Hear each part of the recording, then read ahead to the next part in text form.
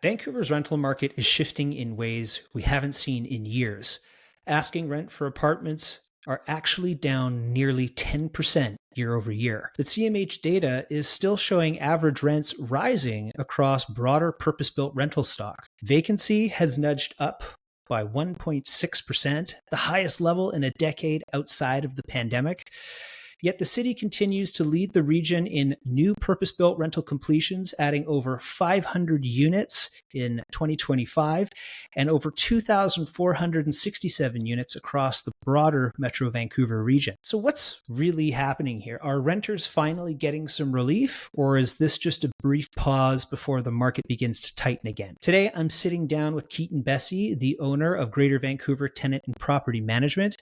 And we're digging into the numbers, the supply pipeline, and where things are likely headed for next year. By the way, if you or anyone you know would benefit from this video, all we ask is that you share it with them. And more specifically, if you're looking about something in your personal situation, just book a Zoom call on the Calendly link below. Keaton, welcome back to the show. And just before I let you chime in here, I'm going to give our viewers just a rundown on the overall market, the rental market here in Vancouver and across the broader regions. And then we'll get into it and start cutting it up, see what you think and what you're seeing from a boots on the ground perspective. So to start, Vancouver apartment rents have dropped 15% over the past 2 years.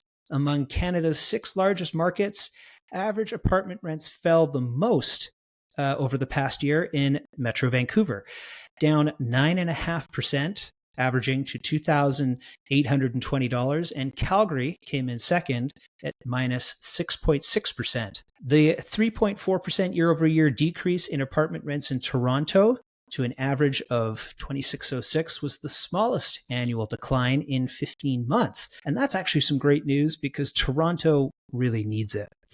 Edmonton apartment rents have increased the most in recent years, recording a 2-year growth of 10.2%. and a 3-year growth of 25.5%. Montreal apartment rents experienced the second fastest growth over the last 3 years with a 15.1% increase. Now, going back to Vancouver here, it actually posted the largest year-over-year rent decrease for one-bedroom apartments, going down by 8.1%. Averaging about $2,500 a month, while Toronto recorded the biggest annual decline for 2-bedroom apartment rents, down 7.5%, just under $3,000. Outside of Vancouver proper, the most expensive cities in Canada are not far away from Vancouver. In North Vancouver, we're seeing the average rents at $3,056, and in Richmond on the other side at $2,740. All right. So with that being said, Keaton, let's get into some detail here. I mean, I just kind of laid out basically a health of the market. Is this what you're seeing on the ground, or is it any different? What's the state of the rental market? Yeah, thanks, Ryan. Lots of red for sure. Lots of negative stuff. Just before I hopped on here, I was doing my monthly, post on Twitter about the Rentals.ca rental report and everything. And if we just look at August, I've got year-over-year changes lined up here for the last 5 years. And in August 21, 22, and 23, we were up way over 10%. So 15.7, 18.8, 13.1. And then now that's been followed by 2 back-to-back years in August, down 9.4 and down 8.1. So it's pretty interesting seeing it go up as quickly as it did, and now it's coming down as quickly as it did as well. When we're talking to people, we're saying, we're renting at, spring 2022 prices, maybe in some areas even back to 2021 in the fall, which is just an idea of like, what was the world like before at that point? And that's what you should expect. And unfortunately, there's a lot of people who are planning or need those 2022, 2023 rents. There's still insatiable demand, which is going to sound crazy to a lot of people, especially after what we just said, that there's still insatiable demand for rental properties. It's just that everybody wants it at the right price, and landlords aren't willing to do that because there's no business case for that. That's the whole problem. But if you come to me with a 1-bedroom condo, downtown Vancouver, it's just well maintained, and we put it on for $2,000 a month, our head will still get torn off with demand. It's still there. It's going to rent quickly. It's just why would you ever rent that for $2,000 a month? That doesn't make any sense when the market will let it go for 23, 24, 2,500 still. Right. Talked further in my Twitter post about, and I've said for a while, like I think we've been in a real negative vacancy environment for a long time, which is just the same thing as a 3-hour wait at a brunch restaurant. Like it's zero vacancy, but it's a 3-hour wait, versus if you walk up to a place, it's full and they say 5 minutes. Those are different same vacancy rates as reported by CMHC, but that's a much bigger difference in how much demand there actually is. So you're going to have, as the market continues to go down, we're just locking in more data points while people either upsize and get a better price, or they downsize to save some money and maybe just move sideways but are saving some money. So people are out there shopping. We have a couple properties on the market now. They're beautiful properties, tons of showings, 0 applications. Not even a low ball. They don't even want to just try. It's not that dissimilar in the resale market too. Mm-hmm. We're seeing a lot of activity, a lot of people coming to see property, but very few people are actually writing or putting pen to paper. And as such, we are seeing sellers capitulate to some degree to get these deals done. They have to. And I wonder, in the sales market typically leads the rental market. And I'm just wondering if you think you're going to see more and more with an insatiable demand. It sounds like it's just a function of prices coiling with downward pressure, but also having a baseline where all of these rents are eventually going to come into, and then you're going to end up with a damn near 0 vacancy rate again, and then potentially seeing rents increase. I guess to caveat that, because we've seen this softening over the last 12 months, but presumably, with an increase of purpose-built rentals coming in online, are you seeing that portion of the market continue to be very popular? I just don't know how it relates to maybe the independent rental, like the mom and pop rentals that you're dealing with and things like that. How are you seeing that relationship interact? Yeah, so we'll just call it's residential use, but it's commercial size buildings, right? These are multifamily, purpose-built, owned by one, developer or owner. And they're going to have, especially with the stuff that's being built now, 150, 200, 300 units, they're going to have a whole leasing team. They're going to have a marketing plan. They're going to have a big CRM that's been generating interest for a long time. They've done income studies, all these kind of things. And they have a pro forma to hit and a stabilization point to get to, right? They want to make sure that their costs are covered, their mortgage is paid, and then they can breathe. And so what is that point? And they have to get there. And if they don't get there, it's a big problem. Where with a condo development, you're still building the same building. It's just you get all your money when you close, generally, and then you're fine. Like it's still incredibly high risk, very stressful, but with rental, you need to get there, or you're going to have issues on your mortgage. You're borrowing money. So there is one thing where if the absorption rates aren't fast enough, I'm not entirely sure how these rental owners, like these, purposeful rental owners, are going to deal with that. Like, do they just, okay, well, we're going to go belly up and can't do it. Someone buy it at a discount, and those rents will drop to meet whatever purchase price somebody buys, or they just have deep enough pockets where they just wait it out, maybe have 20 or 25% vacancy. But they can sit there if they're going to do that and just hold rents. And those rents are going to be higher than market rate. And an individual condo owner can't really compete with a purpose-built rental team, even with us. That person needs that rent to make their mortgage payment. Purpose-built rental business owner is just like, we have the whole building. And, this part of the building is a bit of a problem. These floor plans aren't working out too great for us or whatever. And they have a different plan behind it. And it's two different ballparks. Higher degree of optionality, it sounds like, when it comes to the purpose-built rentals, that is. Yeah, they're going to have more flexibility with what they're going to be doing. Yeah.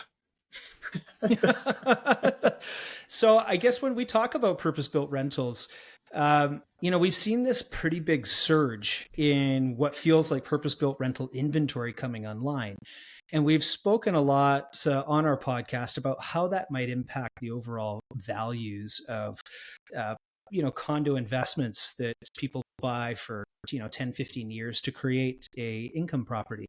I think a lot of people are wondering how that actually took place. And just to give some people some context, we've been dealing with a lot of developers who were staring down not building a project unless they could swap their strata sale plan to a 95% CMHC based or funded project that are 100% rental purpose built. So I guess my question is, when you start looking at the near term, the short term and the near term, and then presumably the long term, what are you expecting for rates to happen here? Over the next, year, I don't really expect things to pick up. I cannot see a scenario where there is upward pressure on rents over the next year, because we still have more condo completions, which are a pretty significant portion of investor buyers, whether they're trying to assign them, whether they meant to, rent them, or whether they're accidental and they're not going to move in anymore and rent them out. Then there's all the purpose-built rental stuff. Then there's also a pretty large amount of things that are coming through our, just through my CRM and stuff. So we got accidental landlords who can't sell, accidental landlords who are moving and don't want to sell. You have the purpose-built rentals, which we're already talking about, condo completions where people cannot assign and cannot sell, which I just mentioned, and then condo completions from actual, intentional investors. And so there's a lot of people now, even to the point you just said, where developers shifted over to rental. It's like the whole market has kind of got their toe on, they're trying to stand on the dock and the boat at the same time. And that's just going to generate a whole bunch of volatility. We have a couple listings out in the valley where we have one that's been on the market for over 100 days, which is just insane as far as the rental side goes. And we've cut 10% off the rental price. The owner's pushing back on the next cut. And I'm looking at this thinking, why isn't this moving? I cannot believe it's so slow. And I reached out to some property management owners in the valley who do primarily business in Langley and Surrey and stuff. And I sent two of them the link. And at the same minute, they responded with prices that were another $400 or $500 cheaper. So I called them and said, what are these addresses? And they, yep, here they are, no problem. And so what that told me is that this property that we rented last year, 15 months ago, is down 25%. And so you have those pockets, and then you have areas like Vancouver, Broadway corridor and things that we've posted properties up in that area, and we're getting 14, 15 applications. And then we think, okay, maybe it's underpriced, but we're looking at incomes, and it's like, no, it's pretty much where it should be. So just very popular. So you're seeing quite a bit of volatility throughout the whole market. We're seeing stuff in Burquitlam where there's a lot of new pre-sale closings. We have some of those listings, and I am blown away by the rent that these homes are not getting right now. And I don't see it stabilizing quickly. Over the long term, I know I've said, you've said, it's Vancouver. We've always come back. It's always been good long term. And I live here and run a business on real estate here. You live here, run a business on real estate here. That's right. A bull case for us, right? We're still here, and hopefully, I'm sure we'll make it. So long term, I think we are going to be fine. Vancouver's desirable because of geography, and people just like to live here.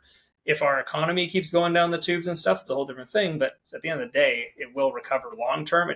For the next year, I don't know. And it's going to be tough for some of these condo owners and stuff. Interesting. So let me pick your brain a little bit, because this is it just kind of came to me as we're talking about this. And it's probably a bit of a hot topic, but, Mark Carney has said he is intending to build 500,000 homes a year. And it sounds like they're going to be affordable homes, which in my mind smells like rental homes. And so I just wanted to get your take on whether or not you think that is a reasonable plan going forward, or if you think we actually have a reasonable amount of supply, considering what we've seen with purpose-built rentals, with developers now moving their projects over to rental. If everybody goes into that rental market, though, it's going to screw that up. And then all of a sudden people are going to come back to the buy side. And I just wonder, is it that extreme? Are you seeing, you did mention at the start of the podcast that there was some sense of insatiable appetite, I guess, at the right price would be the caveat to that. I'd love to hear your thoughts on that. Yeah, like Vancouver is still one of the most unaffordable places on the planet. So if you show up at a cocktail party and say, "Oh, I rented this place for this much, or I bought this condo for this much," people are like, "No way, really? Like, what a great deal!" And it's like, but I thought Vancouver was in free fall. No, you just invested a bunch of money. Oh, great deal. Yeah, because Vancouver is like A class. It's an international city. Like, there's a lot of money here. I know it's pretty public information that like a majority of people, homeowners in Vancouver proper, don't have a mortgage. Like, it's very, very stable market, but people are going to get attracted to high leverage, high risk situations. Go buy a futures contract on a construction project, like you're buying a latte, and you get pinched. And that's what's happening right now. And that's what's going to fill up the headlines. And those mistakes are going to create those affordable situations, because somebody needs to lose in that situation and somebody needs to win. There's not a lot of scenarios that I'm seeing right now where it's like a win-win for both. There's too much leverage, and like, if we're just talking about, just strictly pragmatically speaking, solving the problem, I'm not advocating for this whatsoever. Increase interest rates, bankrupt a bunch of people. That's how you get affordable housing. Do we have enough? We don't have the data to know if we have enough. I've asked CMHC people on calls and just said, like, when you're getting your information, how are you getting it? Like, oh, it's pretty tough to get it, because we don't know these condo investors. Are they in, or are they renting, or are they going to move into it? Like, what part of the aisle does this sit? And then who can afford these properties? What are they looking at? So the underlying demand of the rental market, again, we don't know. There's no way to measure that potential negative vacancy when it's like 2022, 2023. I know summer 2022, I think I've said it before on an episode, like we had over 1,000 people inquire to show one property. That's negative vacancy in my mind. And we don't have a way to measure that. And so I don't have an answer there. We can look at average size of households. But like, if you and I live together as roommates, are we a household? But if we're both going out to the bars and trying to meet girls and stuff, yeah, we want a family. So are we a household or are we not? Well, and nobody has that information. If this is your way of asking to stay at my place, it's not happening. I'll be on the couch downstairs. Well, it's interesting you say that, because, when you look at 3-bedroom rentals, right, we've actually seen a relative increase in rental rates on the 3-bedroom side of thing. And I think that's due in part to the fact that there's very little supply of 3-bedroom anything, really. Mm-hmm. Even in the resale world, we barely see 3-bedroom condos. They just barely pop up. And so we've actually seen, according to Rentals.ca, that the rental rates have actually gone up by 6.4%, which tells me a lot about the kind of properties that we're building, and that we're really not building them for what is likely the biggest demand or upward pressure on prices. I mean, it would denote to me, based on that we need a lot more homes for families, homes for with utility, as opposed to just one beds and 2-bed condos. How does just curious if stepping out of the apartment world, because most of the 3 beds are likely in townhomes and houses like that, what's that market looking like for you? Well, these, like, we've probably got 4 or 5 in the last 2 weeks, like 5 or 7 bedroom homes up on the hill in Westwood Plateau. Like, we haven't taken these on as clients, but they've inquired, and we're like, why are you calling us? Like, why are you renting this home? And it's because they can't sell it. It's either they literally can't, because if they write a check, they go bankrupt, or they can't sell it because they can't get their price. And so they're inquiring about that. We get endless times. It's, our realtor said it would rent for this, so do that. Like, well, why would you tell your realtor to come over here and let's have a rental market discussion first? That's why I have you on the call. There we go. The good realtors ask us, and the bad ones make up bullshit. But the 3-bedroom stuff, these, like, it could also be a blip, because we'll see this in Rentals.ca data from, last year or year before, when we had a big surge in brand new condo completions in North Burnaby, for example. So Burnaby rents went nuts. They went up like 22% year over year, but it was just because everybody just listed their $1.1 million, 782 square foot 2-bedroom condo in Brentwood, and everybody's asking that amount. Did they get it? No, but that's asking rents. So when you are trying to sell your 3-bedroom townhouse or 3-bedroom condo and you can't, then you're calling us or asking your realtor or putting it on Facebook Marketplace where your realtor doesn't know and trying to put it on Rentals.ca and you're putting it at this big price and you're still going to get inquiries. Like that property out in the valley that just dropped 25%. We've had 17 applications on the thing, but they are awful. Like credit scores that we didn't know it went that low. Like, I thought it stopped. And it's when you get to market rent, then you have the quality tenants come out. You're always going to get somebody asking, somebody wants it in Vancouver. But at the end of the day, it's got to be market. But those, I would guess that that's going to be more of a little bit of a spike because those townhouse clients, we have some of them now. They are very hesitant on reducing their rents to where we told them to, even though we tell them in advance, and even though they pay us in advance, they still fight us. I mean, we're having a lot of those conversations on the sales side as well. I think a lot of people people aren't inundated with this stuff every day like we are, but they're often shocked to find out that they can't get anywhere even close to what they purchased for in 21 or 22. And so, with that, I think, I was speaking to Mikhail from the Bank of Montreal, the mortgage specialist we do a lot of work with. And, he mentioned on our pod a couple of weeks ago that mortgage originations were increasing.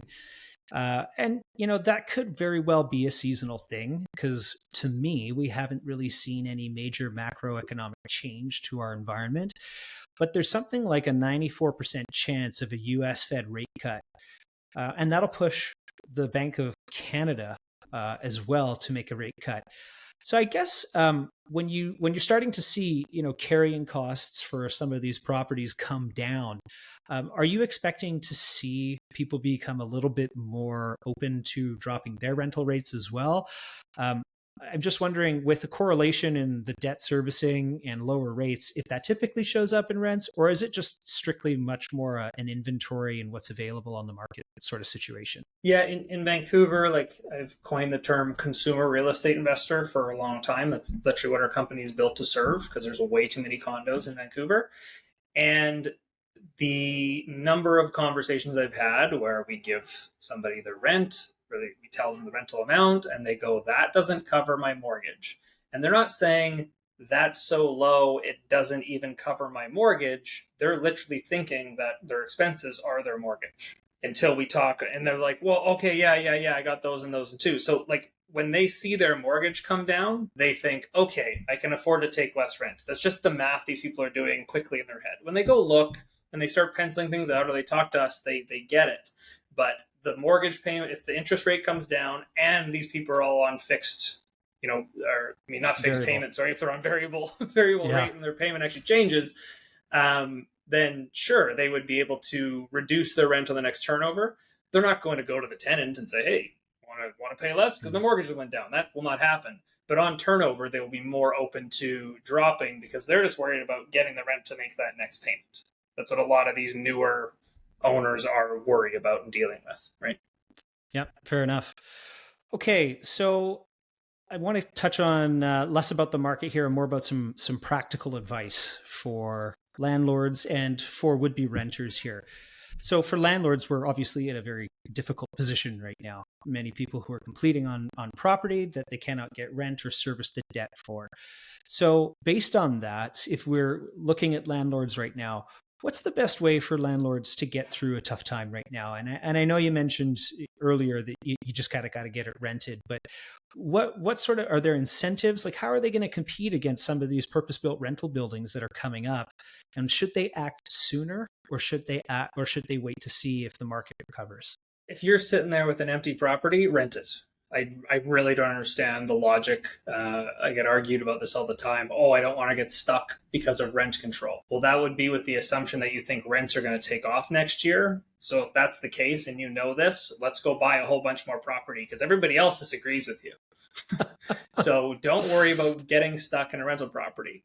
Also, if we go back 20 years and we look at the number of people who might have been unlucky enough to have a tenant for 20 years, and honestly, if those people had a tenant for 20 years, they're financially doing very well. because they can afford to have a tenant in there paying $1,000 a month or something. You always ask, they'll complain about rent control. I hate rent control, I think this is garbage. However, they'll complain about rent control, and I'll say, how many years have you increased the rent? It's like, well, they were a good tenant. How many years did you increase the rent? I don't know, maybe 4 or 5. Okay, cool. So your rent would have been this. And not only that, the tenant would have received market feedback, and they may have went and got a new job or got a raise and thought, you know what, I'm going to move across the street to that nice place with that nice balcony. And they would have left.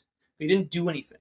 So that argument is all junk. And today, if you're worried about getting stuck in a low rent, again, that would assume rents are going to go up. I do not see that happening anytime soon. You need money in your pocket. So don't we had somebody arguing with me the other day. They said, we just want to find that right person.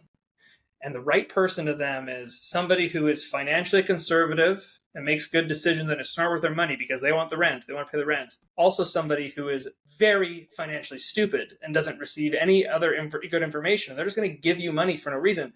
These are mutually exclusive situations. Unless this person is going to sign whatever and they're going to leave soon because they have another thing they're going to be doing. So we had somebody hold out for 7 months to get $2,600. Not with us. Like, this is somebody who's trying to sell their property to us for us to take them on as a client. 7 months to get $2,600 when their agent told them 22. And that's such a massive amount of money that's foregone as a result of that. And this is on the end of the bell curve, right? As far as our conversations go, but that thinking is the same. So don't get stuck in that thought that you're going to get stuck in this low rent. You look at the market every year. You increase the rent if it makes market sense, and don't worry about being greedy. It's the market. The tenants need the feedback. If they don't get the feedback, they don't know, and then rent control screws them 5 or 10 years later, anyways, and it screws you because you're not getting market rent. So don't do that. Don't wait. Just follow the market, and that's it. Otherwise, you get trapped. So that's good advice. And then if you're on the renter side, which is, for all intents and purposes, you've likely got a whole lot more to look at. You've got what seems like some sellers are likely going to be competing for your business. So what could you recommend for those on the rental side? What should they be looking for? And what should they be asking for? If you live in a place you think is too expensive, start looking around. If you signed a lease in summer of 2022 or summer of 2023, there are cheaper options today. So if that's interesting to you and you want to upgrade and pay the same, or you want to pay less, you can start looking around. If landlords are acting like they just have a ton of interest, they don't. So go in, talk to them, get some irons in the fire. If you actually want to make a move, it's really not hard. Landlords don't have a ton of options. They still have very, very high rent expectations. I've told people, doesn't matter what the market's doing, go in, apply for places you actually want. And when you get down to it, you say, okay, yeah, we're happy to rent the place. This is what we're willing to rent it for. Because the landlords already assume that you're going to rent it for what they're asking. But now they've selected you. So that's where you would make you start the rent conversation and see where you can get from there. People think it's lying. It's just a negotiation. What if renters are, in their home, and they've been in their home now for 5 or 6 or 8 years, their kids are at school, they don't want to move, but they know the rental market's going down and they're up for renewal. Should they be renegotiating their rent down with their landlord, or is that just something that you just don't see too often? We see downward negotiations. Yeah, they come in for us as well. We'll advise our landlord on it, or our client on it, and see what they do. If you've been in there for 5, 6, 7 years, you're still under market. So, you can look around. Like if you want to upgrade or something, then pay $200, $300, $400 more a month, and you want to make a move. For sure, you're going to find something that may seem of value, but there's still a ton of people who are like, oh, my rent should be half of what it is. Like, well, you would probably be unemployed as well. So you don't want that happening. There's lots of options out there. Look around. If you don't want to move, don't bother. But if you have moved, especially in the last 3-4 years, and any time in that time, there's definitely some options out there for you. Okay. So I'm going to ask you to pull out your crystal ball now. as I often get asked the question, the next 12 months, we kind of talked about it briefly at the start. You don't really think rents are going to climb. What do you need to see in order for rents to climb? And is that in the near future, or do you think we're just sort of coiling, if you will, for lack of a better term, where rents are just getting, the market is kind of squishing, rentals are going to either break up or break down? Where do you think rents are going from now? In the next 12 months, you have to convince you, Ryan, and your colleagues need to convince a bunch of buyers to overpay for condo property and keep these prices, propped up. So that's not going to happen. Not happening. Developers that are building purposeful rental, just stop, just give up and just don't build them. That will help rents stay up. And that's not going to happen either. The federal government can turn on the immigration pipeline again and wrap that up. That would just be dumb. So don't do that. We're not doing that. So that's about the options for us to see some upward pressure in the reasonable medium term. So yep. Sounds largely like the market is correcting and needs to correct. The train has left the station. Yeah. Mm-hmm. Okay. Yeah. So if rental rates are not likely to increase, where do you see them bottoming out, or do you see them bottoming out? Oh, for God's sakes. Let's see here. Let's look at my spreadsheet that I had. I called a crystal ball. Yeah. So they topped in September 2023. The last negative year-over-year increases before that we saw was 2021, but that was, COVID was a complete disaster before that. So I'm just looking at this 5, 6, 7-year chart. I would say our negatives are going to start turning positive in, let's see. Ugh. I don't know, spring 27. It's realistic, I think. But that's after, that's after 18 months of negative year over year. So we're not quite there yet, right? Yeah. Well, that's largely what I expected to hear, to be honest with you. I mean, my thoughts, I think with more purpose-built rental completions and, especially with that particular bracket, you're going to have incentives that a lot of people can't really compete with. I think you're going to have slower population growth, not the crazy kind that we've had in the last little while. Or if they do turn that on, it's like political suicide, I think, at this point. I also think we're going to have a softer labor market, and I think that'll create price resistance, especially at the top end. So I think we're going to see sort of this weakness in small premium units. We'll see probably relative resilience in the more utility-based units. So things like 2-bed and den, 3 bedrooms, houses, things like that, where you can do more with them. They're more likely to be a bit more stable. But I think this sort of rush for inventory and rush for product that was created over the last 5 years, I think if you were caught up in that, it's going to be difficult to pull yourself away from that as we go through this correction. Yes. Yeah. And even you and I were talking yesterday because we're shopping around slowly for our own primary residence. And I said, give me a list of all the tenanted properties that we'd be interested in, right? That's right. Because we can go there's going to be value here. There's a whole bunch of different ways to find a deal. And all that's going to do is continue to generate data that's going to lead people to this is where the market is now, right? And that's just going to continue doing that. There's not really anything helping or avoiding that at this point. Fair enough. Okay, well, that kind of wraps up the discussion. Is there any other advice you would give people in today's market, Keaton, that we haven't already touched on? I would say really think about where you're getting your information from. Everybody seems to think that a couple posts on Facebook Marketplace is market rent. And as they're telling me that, I could literally post a made-up property for $10,000 a month and finish within that same time frame that they finish their sentence. So it's very, very easy to not understand all that information. So it's just like talk to your professional. I know you and me are on the phone constantly. We don't charge anybody for that. We're not charging anybody for this. That's right. We might get some business for it, but that's after we've consulted with people and given them good information. Right. But I would ask hard questions to your professionals and see why are you giving me this advice? Just ask the most straightforward, stupid sounding questions, and you should get a good answer that's very easy to explain. The market is the market. Yeah, I think it's good advice. I mean, at the end of the day, this isn't super complicated.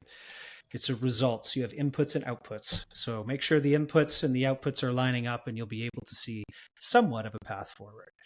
All right, Keaton, I appreciate you spending the time on the pod today. And if anyone wants to get a hold of you, what's the best way for them to reach you? I'm on Twitter if I'm going to be ranting on social media at all. That's where I'm at. And if you want any information on our services, just text the word homeowner, all one word, to 604-256-6930. And that'll give you my calendar and everything about how we can help you out. Awesome. Appreciate it, man. Thanks again for coming on, and we'll see you on the next quarterly update. Sounds good. Thanks.